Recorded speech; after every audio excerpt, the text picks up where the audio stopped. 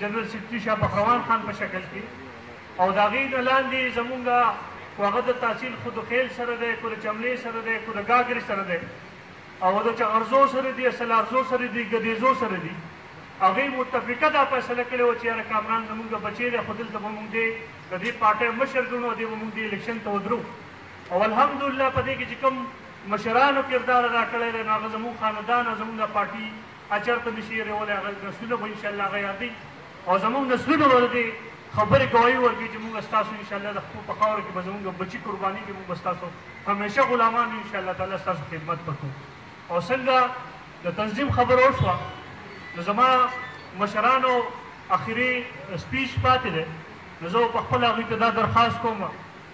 چونکې زموږ د دې نه مخکې زموږ د تره په ځای کې د چغرزو ریزو چې صاحب په ځای کې پروګرام شوی او په هغې کې شاه بخروان خان موږ ته دا اجازت راکړی چې تاسو د یوت تنظیمونه والئ خو چونکې هغه موږ یا د دې د بنیر مصروفیات سیاسي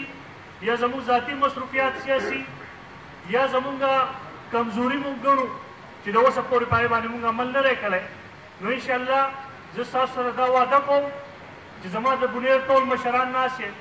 نو چې کله د 4 تاریخ جلسه وشوه او د هغې نه موږ واپس رالو وصال خان زموږ سره بار بار په دې ناسته کړې ده نو موږ به په شریکه باندې په دې ټول بنیر باندې انشاءالله ګرځو د نوجوان قیادت چې څومره دی چې هغه زموږ د یوت دی که هغه زموږ سوشل میډیا که هغه زموږ MSF دی انشاءالله د هغې تنظیمونه به موږ تاسو ته ثابتو چې خلک د پاکستان مسلم لیګ سره څنګه ودرېږي او څنګه قربانۍ ورکوي انشاءالله زما عزتمندو تاسو ته معلومه ده چې زموږ پارټي چې ده هغه چا نه کمه نه ده که هغه په جذبه کې وګورئ که هغه په محبت کې وګورئ او که هغه په قربانو کې وګورئ نو یقینا چې زموږ به تنظیمونه نه وي او دا زموږ دپاره هم د فخر خبره ده چې زموږ دا 2 مشران دا 2 خاندانونه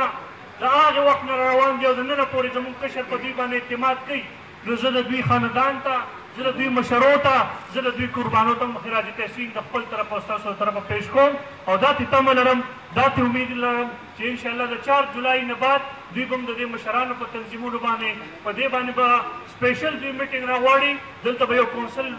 دوی جوړوي دوی به یو کمیټي جوړوي او هغه کمیټي به انشاءالله موږ به د هغوی سره خورېږو موږ به د هغوی سره ځو دلته به ضلعي تنظیمونه الو چې روان زموږ دپاره بلدیات الیکشن دی خو هغه زموږ دپاره جنرال الیکشن دی چې په هغې کې موږ ته د وینا ضرورت نه راځي خو چې په یو میسج باندې موږ په سوونه په زرګونو خلک باندې راغونډو انشاءالله نو ستاسو زما سره د دې خبرې سره اتفاق دی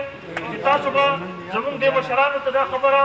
ښایئ تاسو به ورته وایئ انشاءالله دوی به تاسو ته د دې خبرې دا وعده کوي چې موږ به د دې نه بعد دا خپله پارټي چې ده دا به فعالو دا به مضبوطیا طرف ته بیایو او دوی به د جلسې د ټایم خبره د جلسې د راغونډېدو خبره او هلته د رسېدو خبره په خپل تقریر کې په خپل تجویز کې پیش کړي او تاسو کوم ځای خوښ کړو د کوم ځای نه روانګي خوښه کړه چې د کومې علاقې خلک په کوم ځای ته راغونډېږي د کومې علاقې به کوم ځای ته راغونډېږي او 2 بجو له به موږ راشي ګراونډ ته رسو نو چې موږ په هغه ورځ باندې په ډېر نظم سره